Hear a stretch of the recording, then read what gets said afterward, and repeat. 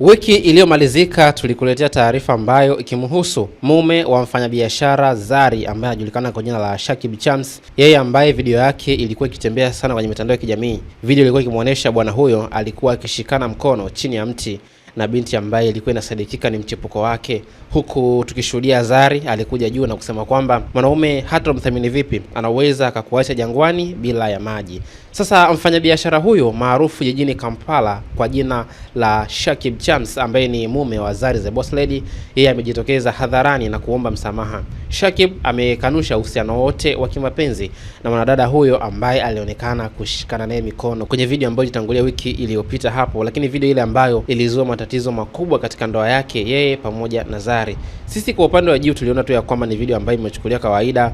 Maneno ya Zari ambaye aliyatamka siku ile kwamba mwanaume anaweza kukuacha jangwani bila ya maji, tulichukulia tu maneno ambayo ya kawaida, hasa ukizingatia katika mwezi huu mtukufu wa Ramadhani. Lakini bwana huyo, bwana Shakib Chams, yeye amekuja na kuweza kuomba radhi na msamaha kwenye video ambayo unaiona hapo kwenye screen yako, na nitakuachia uweze kumsikiliza kwenye maneno ambayo aliyazungumza. Lakini kumbuka kitu kimoja, hii ni Sawasawa Digital, habari kiganjani mwako, na ili uwe wa kwanza kupata taarifa zetu punde tunapokuwa tumekiwekea, basi ni jukumu lako kuweza kusubscribe, lakini turn on alama ya kengele hapo juu uyashe, ili uweze kupata taarifa zetu punde tu tunapokuwa tumekuwekea. Cha msingi pia ni kucomment, kulike pamoja na kushare kwa wengine waweze kupata taarifa zetu. There to record that moment, to spread it in a different way, in a weird way, that oh, Shakib is dating this and this person.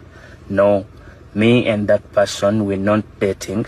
I just know that person. So I'm here to apologize publicly because the video went public. My mistake went public. Yeah, it wasn't my intention to disrespect my wife, to disrespect my family, my friends, yeah, and everyone. Why are you guys laughing in the comment section?